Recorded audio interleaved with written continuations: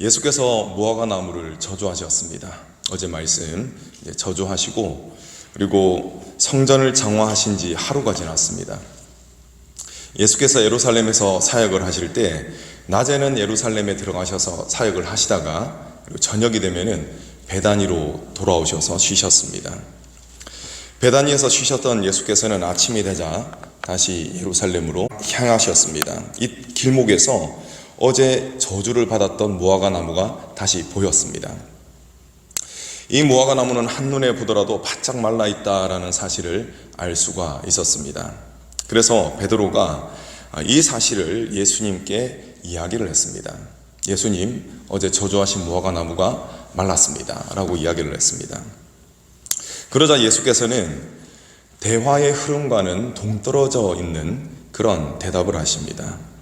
베드로가 분명히 저주하신 무화과 나무가 말랐습니다 라고 이야기를 했습니다. 그러면은 예수님이 그래, 이 나무가 말랐구나, 또는 너희도 이 나무를 보고 항상 경각심을 갖도록 하여라 라고 하셨다면은 이 대화의 흐름이 자연스럽습니다. 그런데 주님께서는 무화과 나무가 말랐다는 베드로의 이 말에 다음과 같이 대답을 하십니다.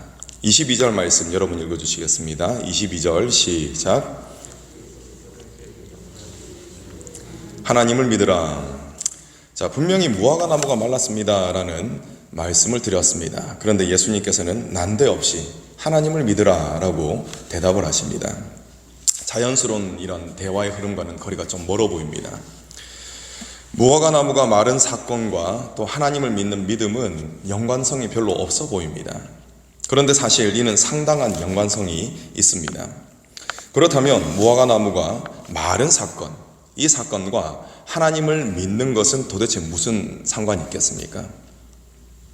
어제 선포되었던 말씀을 떠올려 보시기 바랍니다. 무화과 나무가 왜 저주를 받았습니까? 그 나무는 6월절쯤에 당연히 맺어야 할 겨울 열매인 파김을 맺지 않았습니다. 간단하게 이야기를 하자면 열매를 맺지 않아서 저주를 받았다라는 것이죠. 하나님께서는 인간에게 의의 열매를 요구하십니다. 그런데 타락한 인간은 하나님께서 원하시는 의의 열매를 맺을 수가 없습니다. 그렇기 때문에 모두가 다 저주를 받을 수밖에 없는 처지에 놓이게 되었다는 것이죠. 그런데 하나님께서는 예수 그리스도의 복음으로 이 저주의 사슬을 끊으셨습니다. 누구든지 예수를 믿는 자는 죄에서 해방되어서 구원을 얻게 된다라는 것입니다. 이처럼 하나님께서 주신 복음에는 사망에서 생명으로 옮기게 만드는 그런 놀라운 능력이 있습니다. 어디에요? 하나님의 말씀, 하나님의 복음에 그 능력이 있다는 것입니다. 그런데 중요한 것은 이 놀라운 능력을 경험하는 사람들도 있고 경험하지 못하는 사람들도 있다는 것입니다. 오직 복음에 굴복하여 자신의 의를 내려놓는 자만이 이 놀라운 능력을 경험하게 된다는 것입니다. 자신의 경험과 생각을 내려놓고 하나님께서 예수 그리스도를 통해서 이루신 모든 일, 그 일을 믿는 자만이 이 하나님의 능력을 경험케 된다라는 것입니다. 여러분, 복음, 하나님의 말씀이 선포되어질 때 그 말씀의 능력을 잊지 못하도록 가장 큰 방해를 하는 것이 있습니다. 그것은 바로 옛 자아입니다. 옛 자아. 옛 자아가 기세등등하게 살아있으면 결코 예수님을 구주로 영접할 수가 없습니다.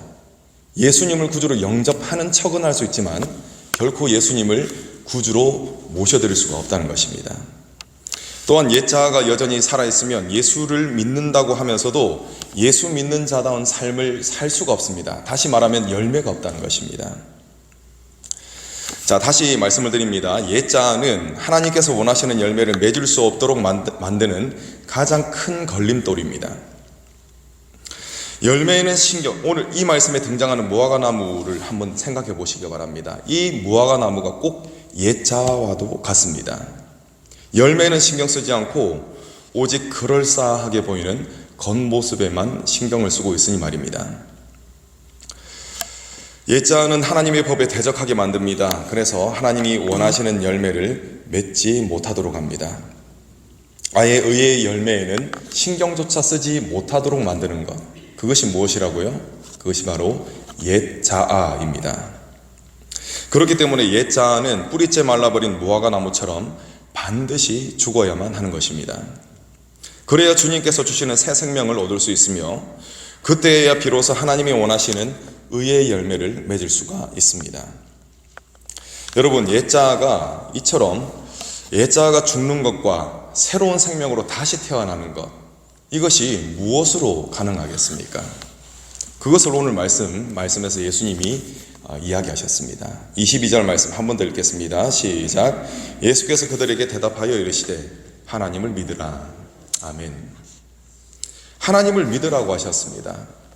옛 자아가 죽는 것, 그리고 새롭게 태어나는 것은 오직 하나님을 믿는 믿음, 이것으로 가능한 것입니다. 그 뒤에 23절, 24절 말씀이 이어집니다. 이 말씀을 잘못 해석하고 잘못 적용하는 경우가 생각보다 많습니다. 성경을 볼 때는 여러분, 전후 문맥을 따져가면서 살펴가면서 읽어야 하는 것입니다. 그런데 많은 사람들이 23절, 24절만 따로 뚝 떼어가지고 자신의 입맛대로 해석하는 경우가 상당히 많다는 것입니다.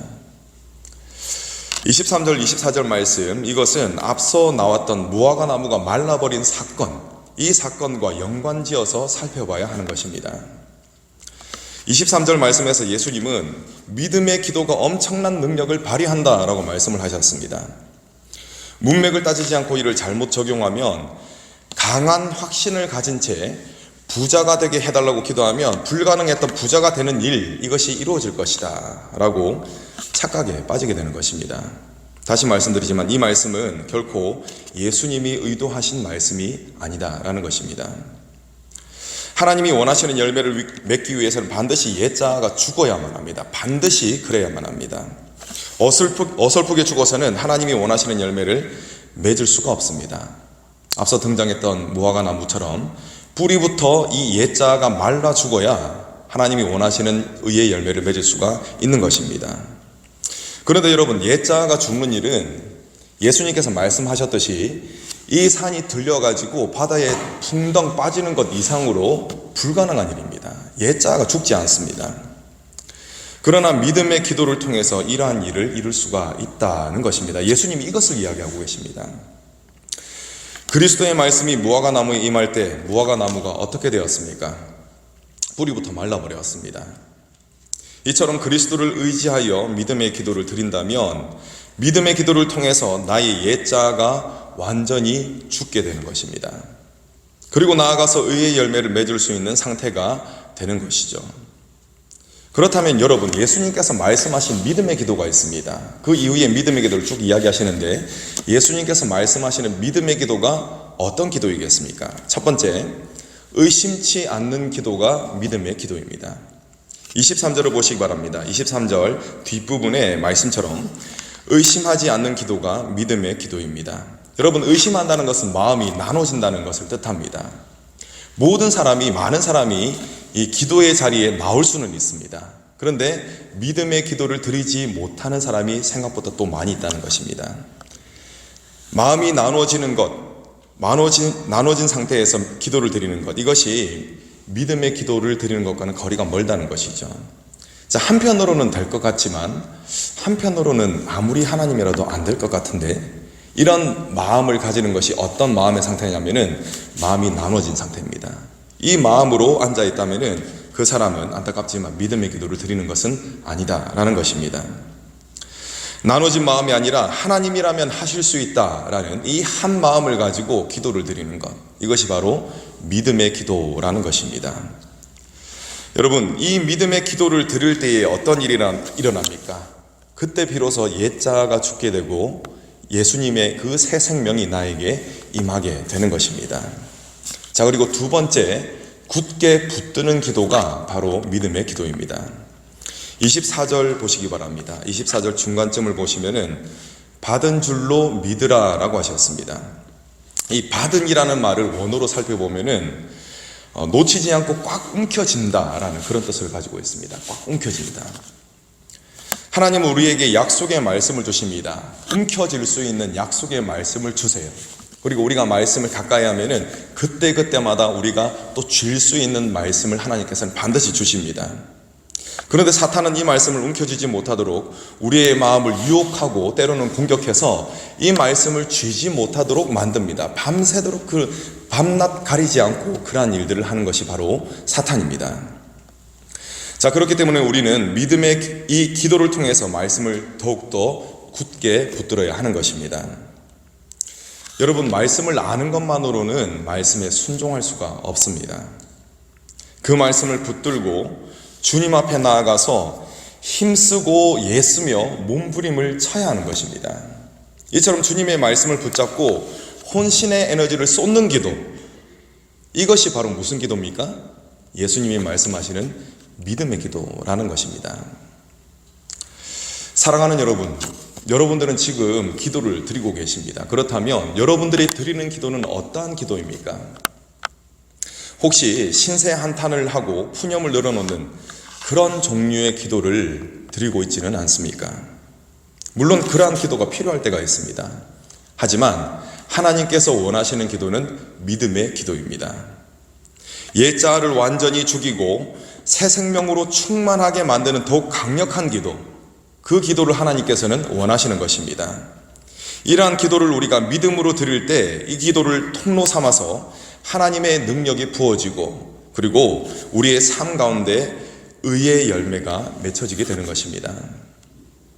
여러분, 옛자아가 죽지 않으면 결코 할 수 없는 것이 있습니다. 달리 말씀드려서 옛자아가 죽고 새로운 생명이 되어야만 가능해지는 것이 있습니다. 그것을 예수님께서 또 말씀하십니다. 여러분, 그것이 무엇이겠습니까? 25절 말씀 함께 읽겠습니다. 25절 시작. 서서 기도할 때에 아무에게나 혐의가 있거든 용서하라. 그리하여 하늘에 계신 너희 아버지께서도 너희 허물을 사하여 주시리라 하시니라. 아멘. 자, 예수님께서 분명히 말씀하셨습니다. 내가 착각해서 다른 사람을 미워하는 그러한 경우로 말씀하신 것이 아니라 25절 말씀처럼 혐의가 있거든. 그 사람이 분명히 나에게 잘못했다는 것입니다. 그때 용서하라라는 말씀을 하셨는데, 여러분, 옛 자아가 죽고 새로운 생명이 되어야만 가능한 것이 바로 이 용서인 것입니다. 옛 자아가 죽지 않으면 용서해야 되겠다는 마음은 들죠. 그렇지만 용서할 수가 없는 것입니다. 옛 자아가 죽고 새로운 생명으로 충만해져야만 용서할 수가 있다라는 것입니다. 또한 여러분, 이 용서는 하나님께서 원하시는 의의 열매입니다. 그리고 이 용서는 내가 하나님의 자녀가 되었다라는 아주 강력한 증거가 되는 것입니다. 여러분, 믿음의 기도를 통해서 옛 자아의 죽음을 꼭 경험하시기 바랍니다. 나아가서 그리스도의 생명력으로 충만해지시는 그러한 경험을 하시기 바랍니다. 특별히 하나님께서 기뻐하시는 의의 열매인 용서가, 이 용서가 저와 여러분들의 삶 속에서 이루어지시기를 간절히 소망합니다. 기도하시겠습니다.